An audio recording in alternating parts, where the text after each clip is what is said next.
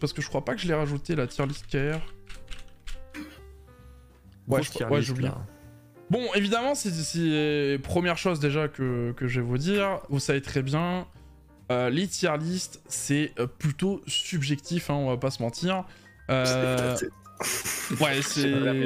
chez nous en plus. Voilà, en plus, elle vient même pas de chez nous, donc il y a pas mal de choses qui sont clairement pas en raccord avec ce qu'on a chez nous.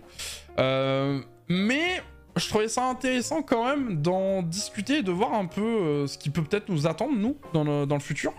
Vu que ça concerne quand même le patch principal qu'on va avoir du coup ce mercredi qui arrive. Avec tous les changements qu'on a pu énumérer précédemment. On peut le voir déjà, il y a un sacré top 1 que je pense que si on devait faire ça dans notre, sur notre méta à nous actuellement, on se dirait what the fuck quoi. À part pour la sorcière peut-être et la surge, je pense. Honnêtement, je sais pas ce que vous en pensez. Mais c'est vrai que l'artillerie est pas non plus, avec l'arcana, les DPS qui sont les plus forts du jeu actuellement chez nous. Alors que la sorcière et la surge, ça peut se jouer en vrai. Bon, Blaster, moi aussi, pour moi, c'est God tier, hein, clairement. Après, la Surge devant, en fait, je sais pas, on dirait que c'est une tier list de burst, tu vois. C'est une tier list full DPS, c'est only DPS là. En gros, il consacre vraiment Ouais, je l'ai survolé tout à l'heure et il disait qu'il prenait pas justement en compte que le DPS, mais l'utilité en teamfight, etc. C'est ça. Alors que quand tu vois les tops, pour moi, c'est les plus gros bursts du jeu et... Après, problème dans cette tier list. Ah ouais, c'est quoi? La lance master? Taijutsu, il est pas premier au-dessus de la surge. Ça... Ah, ça y est. C'est un gros problème, ça, malheureusement, voilà quoi. Mais non, après évidemment, comme on le redit, dans le contexte, c'est par rapport à... Je crois qu'elle a été faite le 22 octobre donc pour la coréenne. Donc ça remonte à un peu plus de 2 semaines maintenant, même presque 3 semaines je dirais. Donc c'est quand même assez récent pour le Stark. Après il y a beaucoup de choses qui rentrent en compte que eux ont et que nous on n'a pas forcément. Déjà ils ont les 7 anciens, etc. Après je crois que c'est au-dessus de 1500 je crois quand même, donc techniquement ça peut nous concerner aussi. Mais ils ont quand même... il me semblait que c'était ça dans la vidéo pourtant, non?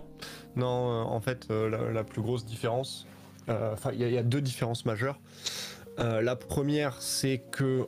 Non, il y a 3 différences majeures. Déjà ils ont les bracelets, donc ils ont les stats qui peuvent monter plus haut. Là pour le coup le 1750 est atteignable si tu as la main stat sur ton bracelet. Ensuite, ils ont les 7 niveau 3. Les 7 niveau 3, ils ont un effet qui est juste insane. Ensuite, ils ont le stuff full amélioré qui leur permet d'avoir des bijoux qui, au lieu de faire du 5-3, vont faire du 6-3, ce qui leur permet de monter à 5 lignes plus 2. Voire peut-être même plus avec des pierres insane, genre 9-7. Donc au final, on parle... Ils ont quand même accès à des outils que nous, on peut pas avoir pour faire du DPS. Littéralement, si t'as une 9-7, t'as quasiment une ligne de dégâts en plus que quelqu'un qui a une 7-7 en fait. Oui. Donc aujourd'hui, cette tier list, on peut pas la transposer directement parce qu'au niveau de la façon dont ça va multiplier les dégâts, ça a juste rien à voir. Mais j'ai pas pour autant qu'elle est pas insensée, mais comme vous disiez, en fait, c'est plus sur une tier list burst. Même si c'est vrai qu'on peut mettre en opposition, là typiquement, ce qui a du sens, c'est de voir que Reflux est en dessous d'Ignite, au niveau des chiffres que ça fait, c'est vrai. Par contre, Ignite, si tu te rates, eh ben, tu fais pas de dégâts, alors que Reflux, tu vas en faire tout le temps un petit peu. Ouais, c'est ça, quels sont les critères en fait. Je trouve que c'est pareil, Wardenser First Intention, tier 2. Bah non, je suis pas d'accord. Ouais, après de toute façon, ça reste, on le dit, hein, c'est très subjectif, hein, chacun a eu ses expériences par rapport à certaines classes, etc. Moi par exemple, voilà, Gunlancer, j'y connais rien, j'en ai pas, j'avoue que je saurais même pas dire si c'est vraiment ici ou là que les 2 gravures sont censées être là quoi. Après il y a tellement de cas de figure différents, tu vois, dans quel raid, à 4, à 8, quelle synergie, quel gate, quel build, je sais pas, pour moi c'est trop dur de faire une tier list parce qu'il y a c'est trop situationnel en fonction des autres classes que t'as avec toi. Et surtout en fonction du contenu que tu fais, c'est quoi? C'est du normal, c'est du hard, c'est du donjon abyssal, c'est du raid légion, c'est du mode, c'est...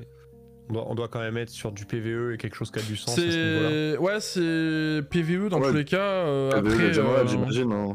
ouais, c'est à mon avis, ça doit être PVE dans son intégralité au niveau des raids de Légion, mais oui, après, Spirit pas tier 1, je comprends pas, je suis Alors, pas d'accord. En fait, je pense que Spirit, elle est passée tier 1.5 après le nerf de Elle a la pris, classe, parce que en fait, elle s'est fait nerfer parce que tout le monde se plaignait que c'était trop efficace.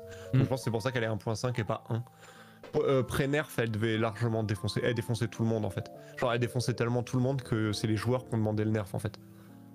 C'est ça. Et après, tu vois, je trouve qu'il y a quand même une certaine. Comment dire, une certaine logique, je trouve, comparée à chez nous aussi sur certains trucs, tu vois. Genre, par exemple, moi, la Lance Master, moi, que j'ai en alt, Apogée, je trouve que c'est un truc qui est assez mid-tier, tu vois. Et de le voir en 2, malgré le up, je trouve ça à peu près logique, par exemple, tu vois. C'est pas... par exemple, Scooter et Pulsion Démoniaque aussi pour la démo. Je trouve ça aussi plutôt logique de les voir là, quoi. C'est des classes qu'on sait qui n'ont pas de tripod dû tout simplement à leur gravure qui est un peu spéciale. Donc je trouve ça un peu logique de voir certaines classes à certains endroits plus que d'autres, quoi. Mais bon, après ça, c'est assez subjectif dans tous les cas. Je te donne un autre exemple. Là, en tier 2 et 2.5, t'as les Warlords. Donc c'est-à-dire qu'en tier 2, ils mettent le Warlord en chevalier solitaire, et en tier 2.5 ils mettent le Warlord en capacité de combat améliorée. Est-ce que ça a du sens? Bah ouais, le chevalier solitaire il fait plus de dégâts, donc le Warlord Red fait plus de dégâts que le Warlord bleu. Maintenant, le Warlord bleu dans ton équipe, il shield, il met un impair de bâtard, il fait des ouvertures pour des phases de burst monstrueuses, il protège ses potes, il est tout le temps collé au boss en train de le taper, il peut, selon les fights que tu fais, évidemment ça dépend des fights, mais il peut contrôler un petit peu l'aggro et aider les persos qui ont besoin d'aller dans le dos à aller dans le dos. Il buff le back attack, quoi, il a trop d'utilité, quoi. Exactement, c'est un ultra utilitaire qui va démultiplier le pouvoir du groupe. Alors, si tu te bases sur le dégât pur, cette tier list, je pense qu'elle a du sens. Maintenant, est-ce que se baser sur le dégât pur, ça a du sens dans l'Ostark? Je suis moins sûr. Ouais, c'est... Bah de toute façon, comme tu l'as très bien dit, Sorcerer Igniter, moi qui l'ai en main, quand Man Doomsday déjà ne crit pas sur Igniter, t'as envie de te tirer une balle, donc parce que c'est vraiment du simple au double, hein, les dégâts que tu prends avec ça. Donc c'est vrai que c'est un peu spécial, mais... De toute façon, une tier list, c'est compliqué de base, dans le sens où, pareil, même si tu mets 2 joueurs qui ont un personnage équivalent en termes de stuff, tout ce que vous voulez, bah s'il y en a un qui est plus fort que l'autre en termes de technique, etc., de maîtrise du personnage, bah là pareil, on verra une différence entre un mec qui... par exemple la Reaper, hein, la Reaper tout simplement, on verra vite la différence entre des mecs qui ont déjà joué à la Russe ou à la KR et qui ont joué la Reaper sur ces serveurs-là, et qui jouent à la globale après avec quand ça va sortir. Avec des gens comme moi par exemple qui l'ai jamais joué, bah on va vite voir une différence, quoi. Clairement, rien que ça déjà ça biaise totalement la tier list. Mais je trouve ça quand même sympa de voir un peu peut-être potentiellement où pourront un jour être nos personnages, tout simplement. Ça peut donner une petite idée quand tu connais pas forcément trop le jeu, je pense, ou peut-être des classes qui peuvent te donner envie, je sais pas. Je sais pas ce que vous en pensez de ça, mais... Moi, cette tier list là, j'ai entendu dire qu'elle a été faite sur leur méta à eux de burst, et en fait, il faut savoir que sur notre version, on n'a pas eu autant de temps pour se préparer que la leur, et que du coup, leur méta burst qu'eux ont, elle verra peut-être pas le jour sur notre version à nous, du coup. Donc ouais, je vois. Méta, barre de spécialisation et compagnie, quoi. Ouais, c'est ça. Bah, le truc, c'est que nous, on a beaucoup d'étapes du jeu qu'on sautait directement. Comme ça revient un peu à ce qu'on disait plus tôt. Le fait qu'on commence avec déjà le T3, le fait qu'on commence avec déjà des 7 lèges, avec les 7 lèges de Hard de la Punica. Parce que non, il y a des 7 lèges avant. Ah Argos, oui, Dorea, ouais. Ouais, ça. Ouais, après, le bonus, il est pas... Enfin, je crois c'est... Le bonus, on s'en fout, c'est de la réduction. C'est les levels qui comptent. Même le bonus d'Argos, en vrai, j'ai envie de dire, on s'en fout quelque part. Les vrais bonus de 7, c'est les bonus des 7 Valtan Viakis multipliés par Kakul Seidon et encore améliorés derrière par Belshazzar. Non, là, le truc, c'est que nous, on a vraiment pris une catapulte, en fait. Il faut vraiment voir que tout ce qu'on a eu en même pas 1 an de jeu sur la globale, eux en KR ils ont eu 2 ans, donc 2 ans pour apprendre à jouer les personnages, 2 ans pour trouver des synergies, parce qu'il faut bien voir qu'aujourd'hui dire que je sais pas, je l'ai vu, ça me fait plaisir, dire que la summoner en mode senior summoner c'est un DPS top tier, ok, maintenant Tu la mets toute seule, bah vas-y, tombe Valtan, tombe Viakis toute seule, t'es de BS top tier, vas-y, fais. Bah t'y arrives pas. Le jeu, c'est une synergie, c'est des gens qui jouent ensemble, c'est des mechas que t'appliques, et la vérité, c'est qu'aujourd'hui, je vous donne un exemple tout con. Quand je fais mon Genki qui crit pas dans les mauvaises circonstances, allez, je fais 16 millions. Maintenant, quand il y a quelqu'un qui met une Dark Greu, quand je prends une atropine, quand j'ai le boost du paladin, eh ben ça passe de 16 millions à 80 millions parce que ça a crité au bon moment. Et tout le jeu, il est basé là-dessus, autour de se donner soi-même le plus de boost possible et d'avoir ses potes derrière pour améliorer en faisant tel truc, et se générer des opportunités, des phases de burst, etc. Donc à partir de là, bah, c'est bien beau de savoir qui a la plus grosse bite, mais encore faut-il savoir s'en servir, quoi. C'est là... Ouais, c'est ça. C'est un autre sujet, quoi. Non, mais clairement, c'est... On en est là, clairement, on en est là. De toute façon, voilà, comme tu l'as dit, et puis même tout à l'heure, comme j'ai expliqué, juste tu prends une personne qui maîtrise très bien la classe et une qui la maîtrise pas trop, tu verras déjà une grosse différence là-dessus aussi, donc... Tout à fait. C'est... Après, comme on le dit depuis tout à l'heure, hein, c'est très subjectif, mais je trouvais ça intéressant quand même de regarder un peu, potentiellement, peut-être qu'on verra un changement, nous, sur notre version, juste avec le patch qu'on a vu tout précédemment. On va parler à Summoner après, vu qu'on va devoir parler de Breshaza juste après la tier list. Mais dans tous les cas, moi je trouve ça quand même intéressant dans le sens où t'es un nouveau joueur ou t'es un joueur actuel qui joue, tu te dis putain j'aimerais bien faire un alt mais je sais pas trop quoi faire. Moi je trouve que ça peut donner peut-être envie, tu sais, genre tu vois la Deathblade Surge. Bon. Mauvaise idée de regarder une tier list quand tu commences un jeu. Hein. Ouais, mais malheureusement t'en as beaucoup qui font ça, quoi, tu vois, Boniche. Ouais, mais le problème c'est que tu vois, on est pas. Moi, je déconseille à tout le monde. Ouais, non mais je suis tout à fait d'accord, on chasse anti-tier list, surtout dans un jeu aussi équilibré. Tout à l'heure, on regardait, on disait oui, telle classe se fait up de 2%, telle classe se fait nerf de 4%, etc. En fait, je pense qu'entre 1, 1.5, 2, 2.5, très clairement, tu as une porosité qui tient à un patch de mise à jour près, et que justement, ces 2% de up, ces 3% de nerf, ça peut vraiment contribuer à faire un plateau qui va faire qu'au final... Ouais, ils l'ont mis tout en haut parce que ça fait vraiment beaucoup plus de dégâts. Mais c'est typiquement le genre de documents qui vont faire qu'on va avoir les devs qui vont exploser tout en faisant un patch des 9 enfers. Et que du coup, tu vas pas comprendre pourquoi, mais du jour au lendemain, ta classe qui était top tier, bah, tu vas perdre 10% de dégâts parce qu'au final, ils se sont rendus compte qu'il y a une synergie qu'ils avaient pas prévue, il y avait un tripod trop fort, il y avait des spells qui étaient trop machin, ceci, cela. Et c'est ce qui arrive à la Spirit. La Spirit a défoncé tout le monde, ils ont fait bah ouais, ça fait trop de dégâts, on nerf de 3%. Et au final, quand t'as une classe qui naturellement va peu criter et qui dépend beaucoup de faire des dégâts, tout le temps parce que tu vas faire tout le temps des spells parce que t'as une CDR de bâtard et t'as pas de mana, et tu lui nerfs 2% des dégâts, au final tu lui fais très mal. Parce qu'on est sur des montants tellement énormes que des 2, des 4%, ça devient débile sur plusieurs millions en fait. Ouais, bah de toute façon c'est... Les tier list, de toute façon ça a toujours été débat, donc bon.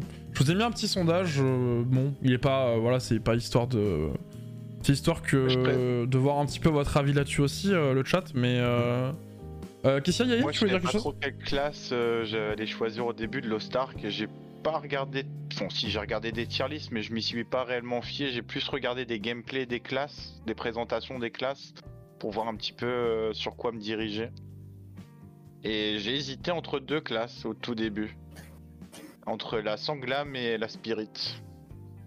Et j'ai choisi la Sanglam. Je pense que t'as bien fait. Mais j'ai les deux dans mon roster actuellement et les deux sont 1490 presque. Donc ça va. Ça va, t'as accroché quand même aux deux classes, quoi. Ouais, bah Energy Overflow, j'adore. Hein. C'est quoi, c'est énergie résiduelle en... Ah non, ça c'est la Spirit, non? Spirit, ça. C'est énergie robuste, tu vois quoi? Non, ça c'est Esprit Robuste, c'est quand tu joues Spé, et Energy Overflow, c'est quand tu joues Agi. Ouais, Okay, okay. T'as raison, hein, les classes spé-crit, ça pique. Une grande proportion de classes full spécialisation et des classes plutôt burst. Ouais, bah c'est ce que vous disiez de toute façon au début de la tier list. Hein.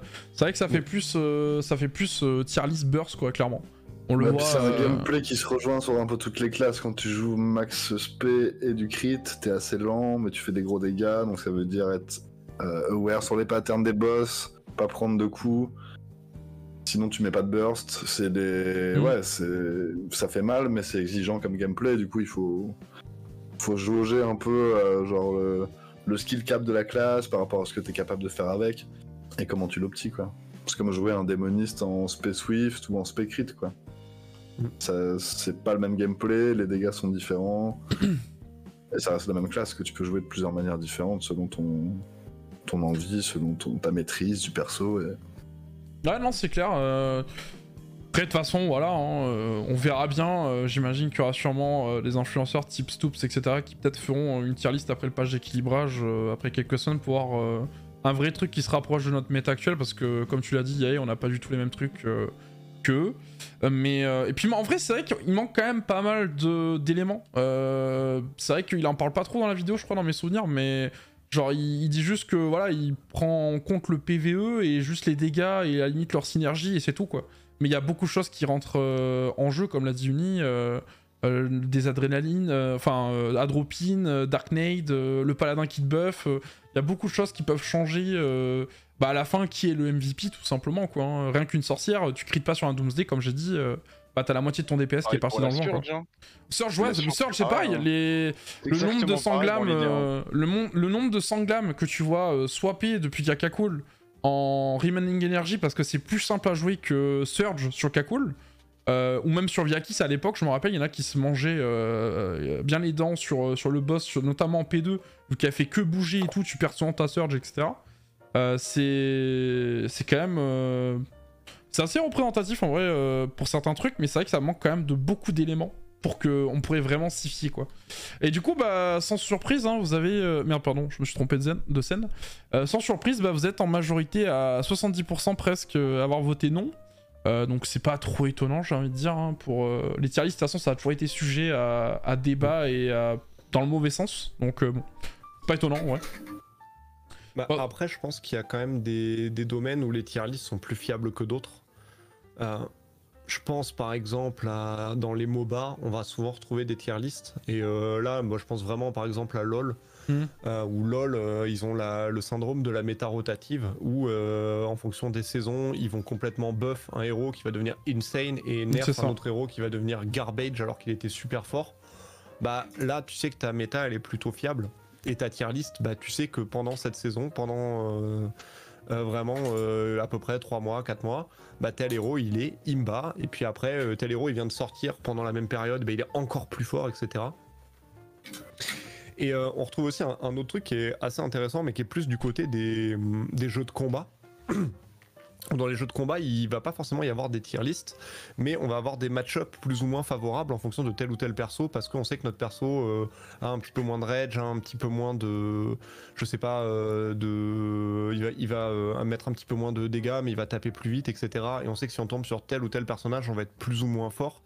Et là, il y a des petites variations autour du tier list avec les match-ups qui sont déjà beaucoup plus intéressants, parce que ça nous permet de savoir quand on va être en difficulté et quand on va être à notre avantage. Ouais, non, c'est sûr. Pour la tier list, non, on va pas faire la nôtre, mais peut-être que avant moi et Shazar, on pourra faire ça mais de façon, comment dire, on va essayer de délimiter, peut-être trouver des éléments qui sont vraiment impactants pour essayer de vraiment faire ça. Mais après, si je devais faire un truc comme ça, c'est comme t'as dit, Mickey, moi je dirais support tout en haut. Hein. On va pas se mentir, les supports, quand tu auras l'artiste, ça sera encore plus le cas, mais les supports, c'est vraiment la classe la plus cheatée du jeu actuellement. Ça nous permet tellement de passer certaines mécaniques, d'épaisse encore plus qu'on devrait le faire. Je trouve que, comme tu l'avais dit, Uni, on n'avait pas, les Coréens n'avaient pas forcément les mêmes armes que nous. Nous, on a Grudge, on a plein de choses que eux n'avaient pas à l'époque pour certains raids. Et les supports, les ont beaucoup aidés dans ces progrès-là. Et c'est pas pour rien que même là, pour certains bus, etc., tu vois toujours un support dans le groupe. Parce que c'est vraiment trop fort. En termes de buff, de protection, etc., y a rien de mieux comme classe, quoi, clairement.